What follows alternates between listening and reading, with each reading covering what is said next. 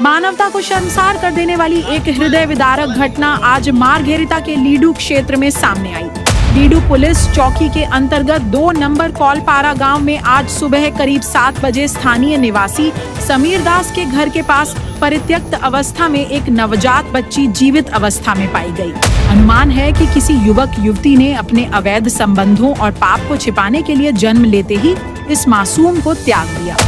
जन्म के तुरंत बाद किसी माँ द्वारा अपनी ही संतान को इस तरह फेंक देना न केवल अमानवीय है बल्कि पूरे समाज के लिए कलंक है। इस घटना ने पूरे मारघेरिटा क्षेत्र में सनसनी फैला दी है। जागरूक समाज ने इस कृत्य की कड़ी निंदा करते हुए कहा कि मासूम की मासूमियत को दफनाने की कोशिश कभी सफल नहीं हो सकती। फिलहाल लीडू पुलिस ने नवजात बच्ची को सुरक्षित अपने संरक्षण में ले लिया है और आगे की आवश्यक कार्रवाई शुरू कर दी है। जोने এই দুষ্ট কাম কৰিছে নিজৰ প্ৰেমৰ পাপ ঢোকোৱাৰ কাৰণে এইবোৰ কাম কৰিছে আৰক্ষী প্ৰশাসনৰ ওচৰত দাবী থাকিল যে সিহঁতে আমাক যিয়ে এই বেয়া কাম কৰিছে তাৰ উচিত তদন্ত কৰি শাস্তি প্ৰদান কৰিব লাগে।